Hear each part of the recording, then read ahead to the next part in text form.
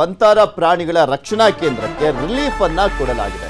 Supreme court ನೇಮಿಸಿದ್ದಂತ SIT ಇಂದ relief ಅನ್ನ ಕೊಡಲಾಗಿರುವಂತದ್ದು. ಗುಜರಾತ್ನ ಜಾಮ್ ನಗರದಲ್ಲಿರುವಂತ ವಂತಾರ ಸುಪ್ರೀಂ ಕೋರ್ಟ್ ನೇಮಿಸಿದ್ದಂತ ಎಸ್ಐಟಿ ಇಂದನೇ ರಿಲೀಫ್ ಸಿಕ್ಕಿದೆ. ವಂತಾರ ಕಾನೂನು ಪ್ರಕಾರವೇ ನಡೀತಾ ಇದೆ. ವಂತಾರಕ್ಕೆ ಮಸಿ ಬಳಿಯುವಂತ ಕೆಲಸವನ್ನ ಮಾಡಬೇಡಿ. ಎಸ್ಐಟಿ ವರದಿಯನ್ನ ನೋಡಿದ ಬಳಿಕ ಸುಪ್ರೀಂ ಕೋರ್ಟ್ ಅಭಿಪ್ರಾಯವನ್ನ ವ್ಯಕ್ತಪಡಿಸಿದೆ. ಸ್ಪೆಷಲ್ ಇನ್ವೆಸ್ಟಿಗೇಷನ್ ಟೀಮ್ ಅನ್ನ ಸುಪ್ರೀಂ ಕೋರ್ಟೇ ಮಾಡಿತ್ತು. ಅದು ತನಿಖೆಯನ್ನ ಆದೇಶವನ್ನ ಮಾಡಿತ್ತು. ಅವರು ರಿಪೋರ್ಟ್ ಕೊಟ್ಟಿದ್ದಾರೆ. ವಂತಾರ ಎಲ್ಲ ನಿಯಮ ಕಾನೂನನ್ನ ಪಾಲಿಸ್ತಾ ಇದೆ. ಸುಪ್ರೀಂ ನೇಮಿಸಿದ್ದಂತ ಎಸ್ಐಟಿ ತನ್ನ ವರದಿಯಲ್ಲಿ ತಿಳಿಸಿದೆ. ವಿಸ್ತೃತ ಆದೇಶ ನಾಳೆ ಪ್ರಕಟಿಸಲಿರುವಂಥದ್ದು ಸುಪ್ರೀಂ ಕೋರ್ಟ್.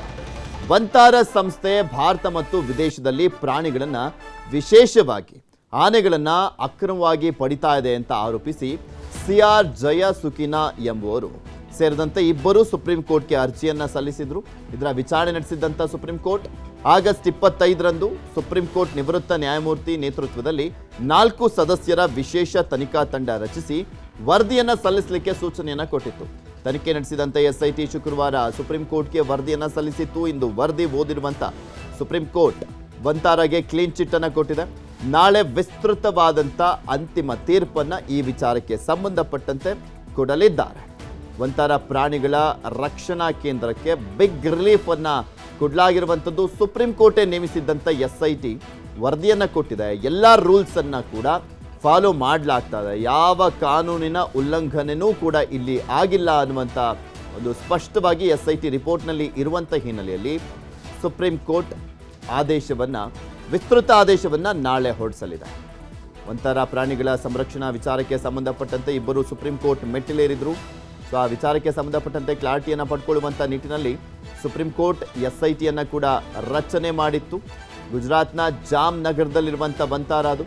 ವಂತಾರ ಕಾನೂನಿನ ಪ್ರಕಾರವೇ ನಡೀತಾ ಇದೆ.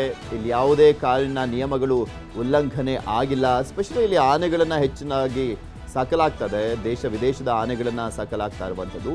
ಇದಕ್ಕೆ ಕಾನೂನಿನ ಪ್ರಕಾರ ಇವರು ರೂಲ್ಸನ್ನು ಫಾಲೋ ಮಾಡ್ತಾ ಇಲ್ಲ ಅನ್ನುವಂಥ ಆರೋಪಗಳನ್ನು ಪ್ರಮುಖವಾಗಿ ಮಾಡಲಾಗಿತ್ತು. ಆದರೆ ಅದ್ಯಾವುದೂ ಕೂಡ ನಿಜ ಅಲ್ಲ. ಕಾನೂನಿನ ಪ್ರಕಾರನೇ ಇಲ್ಲೆಲ್ಲವೂ ಕೂಡ ನಡೀತಾ ಇದೆ. ಪ್ರಾಣಿಗಳನ್ನು ಸಾಕ್ತಾ ಇರುವಂಥದ್ದು ಕೂಡ ಅಷ್ಟೇ ಕಾನೂನಿನ ನಿಯಮದ ಪ್ರಕಾರನೇ ಆಗ್ತಾ ಇದೆ ಅಂತ ಅಭಿಪ್ರಾಯ ಪಡಲಾಗಿದೆ. ಇದ್ರ ಬಗ್ಗೆ ಇನ್ನಷ್ಟು ಮಾಹಿತಿಯನ್ನ ನೀಡ್ತಾ ಹೋಗ್ತಾರೆ ನಮ್ಮ ವೆಬ್ ಎಡಿಟರ್ ಆಗಿರುವಂತ ರಾಘವೇಂದ್ರ ಗುಡಿ ನಮ್ಮ ಜೊತೆ ನೇರ ಸಂಪರ್ಕದಲ್ಲಿ ಜಾಯ್ನ್ ಆಗಿದ್ದಾರೆ. ಗುಡಿಯಲ್ಲಿ ವಂತಾರದ ವಿಚಾರಕ್ಕೆ ಸಂಬಂಧಪಟ್ಟಂತೆ ಅನುಮಾನವನ್ನ ವ್ಯಕ್ತಪಡಿಸಲಾಗಿತ್ತು. ಎಸ್ಐಟಿನೇ ಈಗ ಫುಲ್ ಕ್ಲೀನ್ ಚಿಟ್ ಅನ್ನ ಕೊಟ್ಟಿರುವಂತದ್ದು. ಸುಪ್ರೀಂ ಕೋರ್ಟ್ನಲ್ಲಿ ಯಾವ ರೀತಿಯಾಗಿ ವರದಿ ಪ್ರಸ್ತಾಪ ಆಯಿತು ಮತ್ತೆ ಯಾವ ರೀತಿಯಾಗಿ ಅಭಿಪ್ರಾಯ ವ್ಯಕ್ತವಾಗಿದೆ ಅಂತ?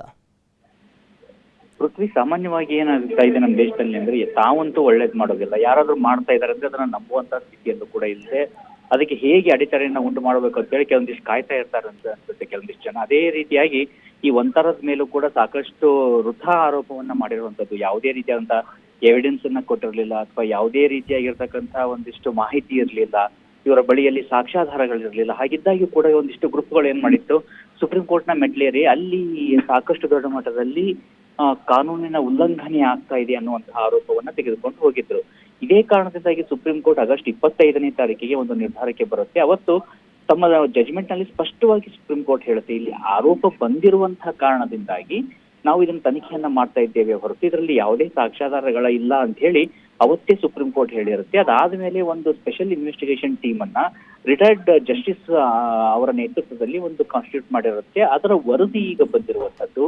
ಆ ವರದಿಯನ್ನ ಗಮನಿಸಿದಾಗ ಅದರಲ್ಲಿ ಕ್ಲಿಯರ್ ಕಟ್ ಆಗಿ ಅದನ್ನ ಒಂದಿಷ್ಟು ಹೇಳಿಕೆಗಳನ್ನ ದಾಖಲು ಮಾಡಿದ್ದಾರೆ ಮತ್ತು ತಮ್ಮ ಒಂದು ಜಜ್ಮೆಂಟ್ ಅನ್ನ ಅಂದ್ರೆ ತಮ್ಮ ಒಂದು ತನಿಖೆಯ ವರದಿಯನ್ನ ಅಲ್ಲಿ ದಾಖಲು ಮಾಡಿರುವಂತದ್ದು. ಅದರಲ್ಲಿ ಸ್ಪಷ್ಟವಾಗಿ ಹೇಳ್ತಾ ಇದ್ದಾರೆ, ಇಲ್ಲಿ ಯಾವುದೇ ರೀತಿಯಾಗಿರ್ತಕ್ಕಂಥ ಉಲ್ಲಂಘನೆ ಆಗಿಲ್ಲ. ಯಾವುದೇ ಅರಣ್ಯ ಕಾಯ್ದೆಯೇ ಆಗ್ಲಿ ಅಥವಾ ಪ್ರಾಣಿ ಅನಿಮಲ್ ವೆಲ್ಫೇರ್ ಕಾನೂನುಗಳಿರಲಿ ಯಾವುದೇ ರೀತಿಯಾದಂತಹ ಉಲ್ಲಂಘನೆ ಆಗಿಲ್ಲ. ಪ್ರತಿಯೊಂದು ಕೂಡ ಇಲ್ಲಿ ಸ್ಟ್ರಿಕ್ಟ್ ಕಾಂಪ್ಲಿಯನ್ಸ್ ಇದೆ ಅನ್ನುವಂಥ ಪದವನ್ನ ಕೂಡ ಬಳಕೆ ಮಾಡಿದ್ದಾರೆ. ಅಂದ್ರೆ ಕಟ್ಟುನಿಟ್ಟಾಗಿ ಅದನ್ನ ಇಲ್ಲಿ ಪಾಲಿಸಲಾಗ್ತಾ ಇದೆ, ಕಟ್ಟುನಿಟ್ಟಾಗಿ ಕಾನೂನಿನ ಪರಿಪಾಲನೆಯನ್ನ ಮಾಡ್ಲಾಗ್ತಾ ಇದೆ ಅಂತ ಕೂಡ ಒಂದು ಎಸ್ಐಟಿ ತನ್ನ ವರದಿಯಲ್ಲಿ ಮಾಹಿತಿಯನ್ನ ಕೊಟ್ಟಿರುವಂತದ್ದು. ಹೀಗಾಗಿ ಈ ಒಂದು ಆಧಾರದಲ್ಲಿ ಒಂದು ಸುಪ್ರೀಂ ಕೋರ್ಟ್ ತನ್ನ ಒಂದು ಒಪಿನಿಯನ್ ಅನ್ನ ಹೇಳಿರುವಂತದ್ದು. ಇಲ್ಲಿ ಬಹುತೇಕವಾಗಿ ಕ್ಲೀನ್ ಚಿಟ್ ಇದ್ದಾಗಿದೆ. ನಾವು ಸಂಪೂರ್ಣವಾದಂತಹ ಈ ಒಂದು ವರದಿಯನ್ನ ಓದಿದ ಬಳಿಕ ನಮ್ಮ ಫೈನಲ್ ಜಜ್ಮೆಂಟ್ ಅನ್ನ ಕೊಡ್ತೀವಿ ಅಂತ ಕೂಡ ಸುಪ್ರೀಂ ಕೋರ್ಟ್ ಮಾಹಿತಿಯನ್ನು ಕೊಟ್ಟಿರುವಂತದ್ದು.